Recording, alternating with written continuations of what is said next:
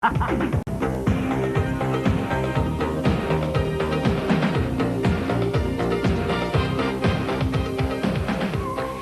all began here in the basement of Broadcasting House when Radio 4's Woman's Hour launched a charity auction for the Red Cross Sudan appeal. One of the lots on offer was donated by a person called Mr. Jeff Banks. It was the wool from a flock of sheep located in Eire to be shorn by the successful bidder and made up into an outfit designed by the said Mr. Banks. Well, a London bank manager's wife, Mrs. Hilary Jenks, paid £400 for lot number 9, and as you can imagine, got rather more than she bargained for. Well, this is the lady. This is Hilary Jenks, the lady who bid for and succeeded in getting the wool from a flock of sheep that we're actually going to shear, spin and weave into a suit for her daughter's wedding. Have you been to Ireland before, Hilary? I have 3 times, but it's marvellous to be back. And have you ever sheared a sheep before? Yes, but that was some 30 plus years ago. Well, what we've now got to do is to actually catch them, do the shearing, so let's get on to Donegal. Lovely. Which one do you fancy? I mean, I think this one here would make a good jacket. That one there. Yeah, and perhaps the one next to the skirt. And there's one with shoulder pads. Yes, we should get that one. Yes, I think. I'll tell you what, let's try and catch one of these here. Right. You go that way, I'll head her off this way. Okay. I think we might have to run. Go for that one, Hilary. Let's rugby tackle that one. This one here. You go round that way.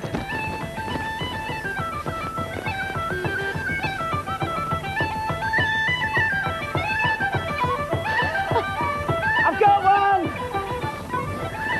Hill! I've got the jacket! I've got the jacket! We got it! I bet Yves Saint Laurent doesn't do it like this. No, come on. Mind you, this is for real. This is the real thing. So. Oh, I tell you what, though. Joking apart from going all this, the man who's going to look after your sheep for you, Seamus, is here with his son. Good. Cornelius. Yes. And his dog Ben. And he's going to show us how it really should be done.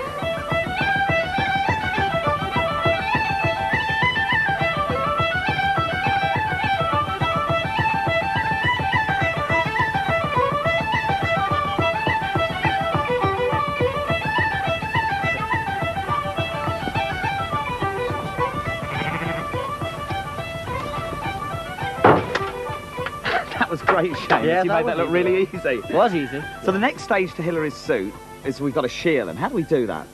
Well, we have to catch her first and toss her up. Start on the belly.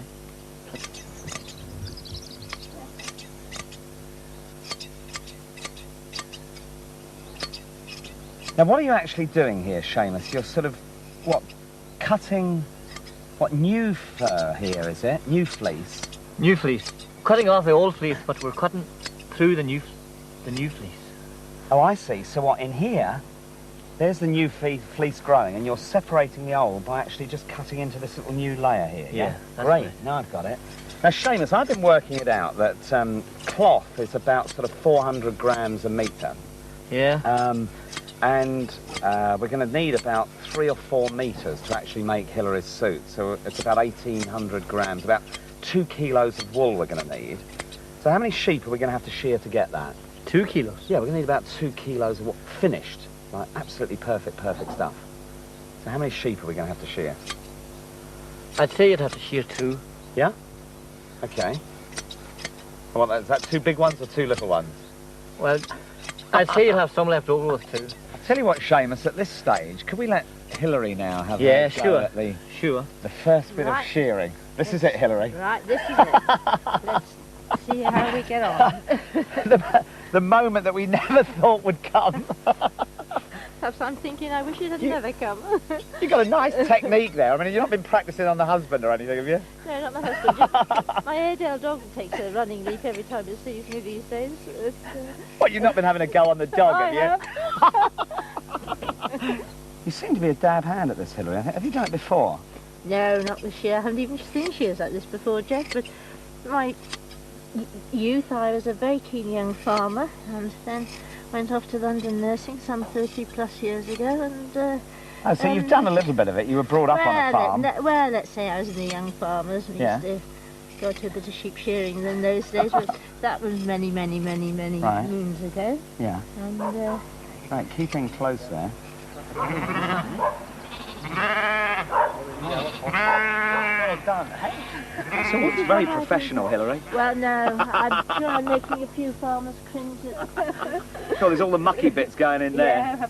Yeah, there's one thing about nursing, it's good job for all the sort of dirtiest jobs in the world, but still. It might make a few sheep farmers weep, but it's going to make a few designers very proud of you. That's brilliant. We've got one! Well, we've sheared our 2 sheep and have got a couple of fleeces here, and I think we should get our 2 kilos of wool out of here to make your suit. And we're now on our way to Teresa Cunningham and Maire McNulty's house, and they're spinners here in Kilcar. And what we're hoping to do is get them to spin us a yarn in the old Donegal way. Hello, Teresa. Hello, Maire. This is Hilary, and we've sheared 2 sheep, and I'm hopefully going to make these into a suit for her. It's fresh off the back of the sheep, so it might be a little bit smelly. It's a little slightly damp. It is indeed. You can have a try. Have a try. I'd just like you to try it out, really, Try it to out see then, if it's, it's not too if it's possible. Not too damp. And the natural oil is in it, of course. Yes. I'll try and break a bit of it first. I see that's Okay. started roughly first. Well, could I help you? Just break a few pieces. So what are you actually doing here now, Maire? You're It's breaking? called breaking. It's Breaking the roughly wool. carding the wool. It's a sort of a So what, these are the cards? yes. Yeah, You and just you're put drawing them across one Yes, another and like actually... combing action. Right, yeah.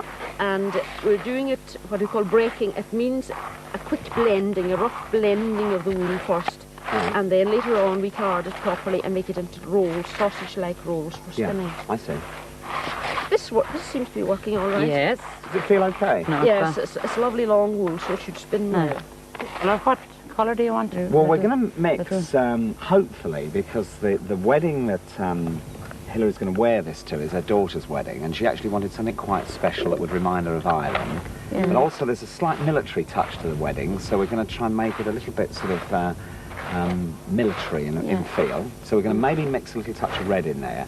But as it's an August wedding, we also want some creams and ecrus to keep it quite light. So we're working with John McNulty up in Downings, and he's actually going to weave this finally for us. So Teresa, you're actually beginning to spin I'm there just now. going to spin now. And So what, you've taken one of the sausages yes, and twisted it onto the starter yarn. yes, and it's going to work. We'll be able to manage without having to wash the wool. Amazing.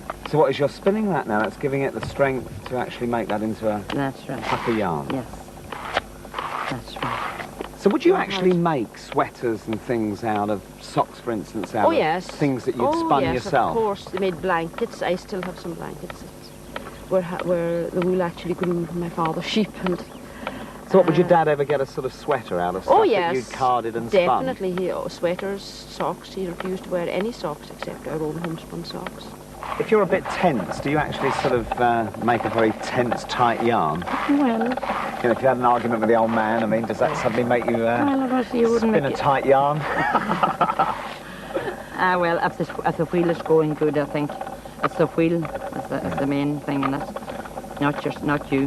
Do you have a close connection with a spinning wheel? Oh yes, you can get very fond of your wheel, and your wheel can get very fond of you too.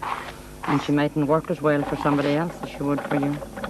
And somebody once said to me, you can always tell if somebody else has used your wheel. Is that right? That is very true. That's very true. Teresa, I know you're not over keen on somebody borrowing the wheel, but how about Hilary having a go at this? Well, Hilary Eh? looks nice. I couldn't refuse her. Let in great. your wool now. Let in your wool. Let in your wool. Don't be looking at that. Look at this. Look at this. That'll go on. That's it. You're not feed the wool. Feed the wool through into here. Pull out the roll. Pull out the roll. Pull out the roll. Pull it. You're looking at the roll. Look at this. See it. Don't look at that there, because that'll take care of itself, and that'll take care of itself. A pure So feet. This is where you have to concentrate on that there. Actually, you control the twist with your left hand, and you draw out the roll with your right hand. Keep going. Pull it out. Pull it out. Let it in. Let it in. Let it in before it gets too twisty. Let it in. Let it in. Post it. Pull this thing here now. Pull.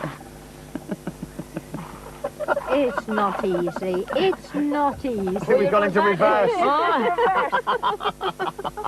I tell you what, Teresa, we've got to leave here this evening. Is there anywhere that we could actually maybe speed this up a little bit? Because I can see us not making Hilary's wedding. Well, no, not by hand anyway. Would machine? Yes, machine would be okay, and probably. Kilcara yarns and Kilcara. So if we went down there, they could do it in a day for us, They could would they? in a half a day, they would. And I'm sure they have plenty on hand there to give to you. Maurice, what we're trying to do here is to get, first of all, a yarn that we can weave for this magic suit that we're going to be making for Hilary. What is it that's so special about a tweed yarn? Well, I think first, really, what you need in a tweed yarn, you need a variety of colour. And, of course, what we're renowned for here at Kilcara Yarns is the how we can combine the colours and take out the fleck in a Donegal type of yarn. So what, a tweed yarn is not a solid dyed yarn, it's actually got lots of colours in it? That's in fact the secret of it, you know, because what we really do is we have a palette of colours, and we choose, when the customer asks for a particular shade, we have a look at the shade, or maybe they just suggest a colour, as Hilary has done. We take our, Nora here chooses the colours to make up that particular shade, and she makes a small hand carding here, and if it meets with the customer requirement, then so what if we now describe to Nora what we're actually trying to conjure up? She'll pull away at these colours and produce it for us. I think that would be it. Okay, so Nora, what we're looking for is something that's kind of a bit bluey, but maybe more purple. It's got a slight regality to it. Eventually we're going to weave it together with something that's kind of like pale ecru and a little bit of tan in it, and it needs a kind of wispy Donegal greyishness about it that's a bit sort of heathery. Yeah. So when you actually look at a tweed yarn and you see all of these colours as you look into it, this is the beginning of the process. This is the real secret of what Irish tweeds are all about. That's right, really.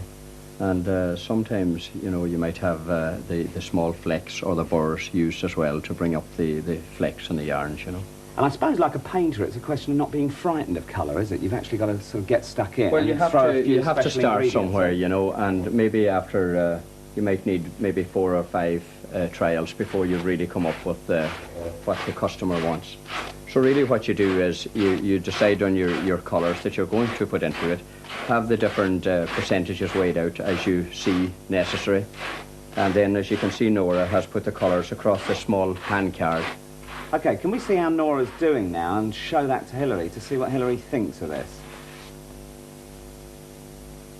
That's great. Let's pull a lump of that off. Yeah, you're fantastic. Now, what we're going to get here, Hilary, I think, is maybe... Can I just twist this together, Maurice? Can indeed, yeah. I get an idea of draw it and twist it as it's done on the spinning. So that's the kind of look that we're going to get. And then, obviously, that's just one yarn. And what we're going to be doing is weaving that together with like lots of other colours that hopefully John's going to introduce, little touches of them. And that will create the tweed for your suit.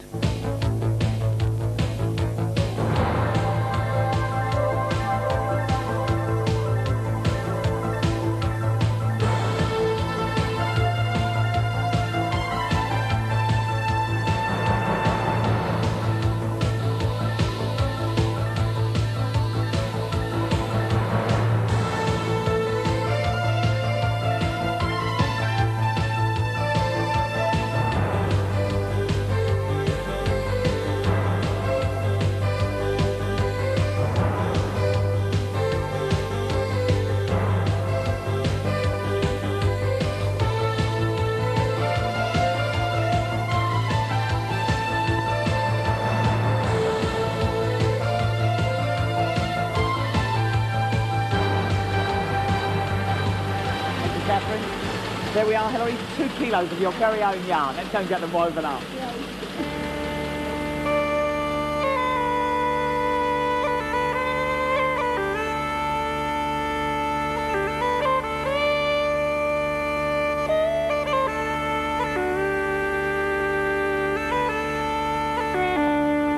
I brought you here to Downings to meet an old mate of mine called John McNulty, who's not only a weaver, he's also probably one of the most renowned textile designers in the world.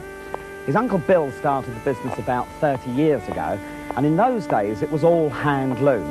Now they do it all on machines and sell to some of the most illustrious names in the world. People like Perry Ellis in New York, Kenzo in Paris, Yohji Yamamoto in Japan. So let's see what job you and John can do on this smashing yarn of yours. That's nice. It's lively. It's probably a bit coarser than you'd use normally, isn't it? Yeah, well, I think we'd probably tone it down a little bit, you know. And have you ever designed a one-off fabric for one person before? Never done it in my life before, Hilary. You're the first. So you normally work with a designer, but you've never actually done anything that's for one particular individual, let alone meet them face to face? Yeah, that's right, yeah. Well, normally you've got somebody in mind, you know, a sort of an imaginary person or whatever, you know. But it's a bit of a shock being confronted with it. I mean, the kind of people that you normally work with, John, are like the best of international designers. How did that happen? Well, it sort of happens a bit at a time, but the first door opening event was my brother had gone to a textile show in Germany, and there was a collection of people turned up, some Japanese, some Germans, some French, and he wasn't sure what to make of them, you know. So he came back and he asked me to do the work, and it turned out that it was Kenzo, and he had a very successful season with our tweeds that year, and it really just practically changed the company's direction totally. Historically, I mean, a tweed weaver would stay with tweed, wouldn't he? And the linen weaver would weave linen. I mean, you sort of mixed all of them together. Yeah, that's true. You see, really, I think as the company has expanded, it's developed these things called overheads. And you have to feed them all the time, you see. So that means that you're constantly, you know, searching for new fabrics and new methods of expression so that you can get a response from the fashion industry.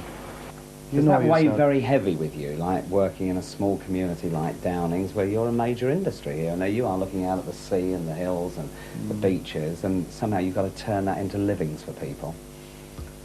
Yeah, I suppose sometimes it does get heavy. In fact, there's a little bit of a battle inside your head.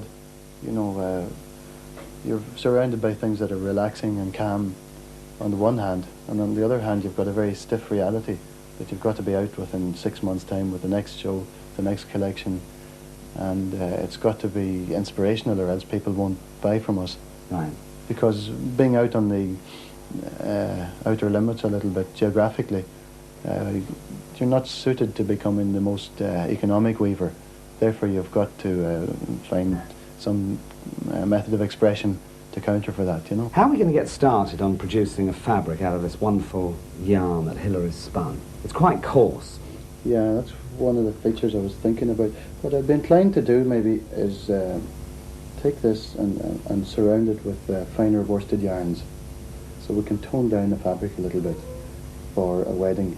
So what you won't do is you won't... sophisticated and colourful, and I think you're going to have to move it around a little bit. So you won't weave the whole fabric just out of this yarn, you'll sort of mix it with other yarns? I would be inclined to do that, yeah.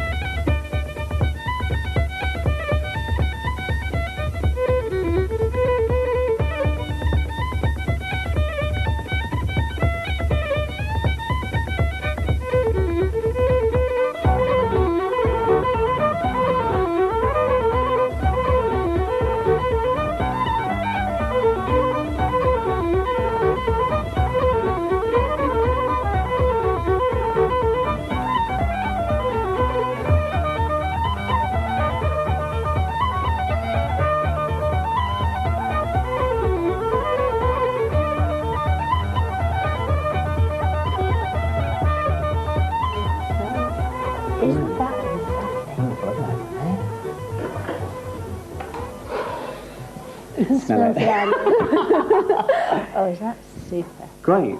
Now, what we've really got to do is grab a seat, is to sort of decide what you'd actually like done. Can I just reach a pad over there? It's the kind of thing that you'd really like, and sort of what your feel is at the moment as to how you imagine the suit to be. And whether you've got any preferences of the sort of kind of thing you like. It's rather a tall order, Jeff, but a suit that's going to last at least 20 years, one that my daughter can wear as well, and yet with a flair of 1987 in it as well. But And that will also end up in the Victorian Albert Museum.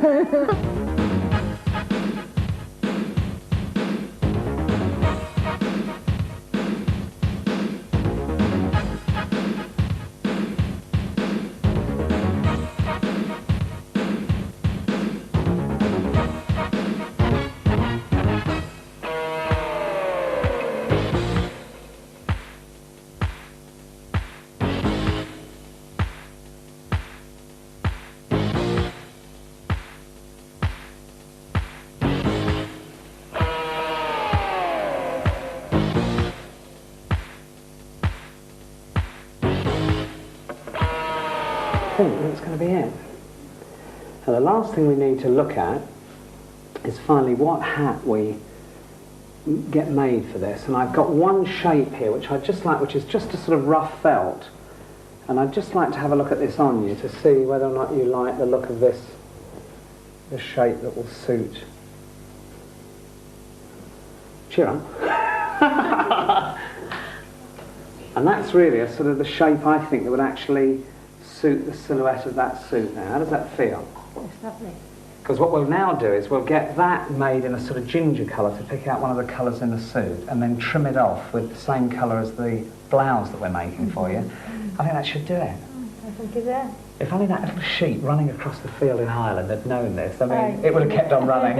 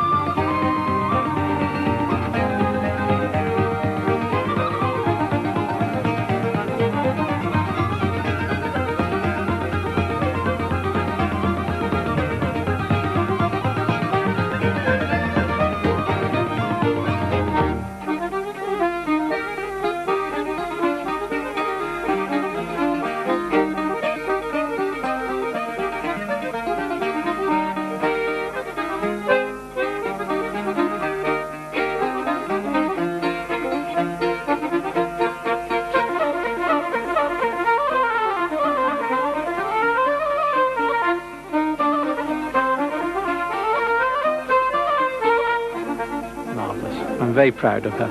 It's added a new dimension to the wedding, and the clothes show have been marvellous with it all. Absolutely. I think it really has been one of the most, well, memorable occasions and memorable today. And every strand of this lovely weave has got a memory in it. And I just can't thank you enough for making our day. Thank you very much. Suits Hilary to a T as well.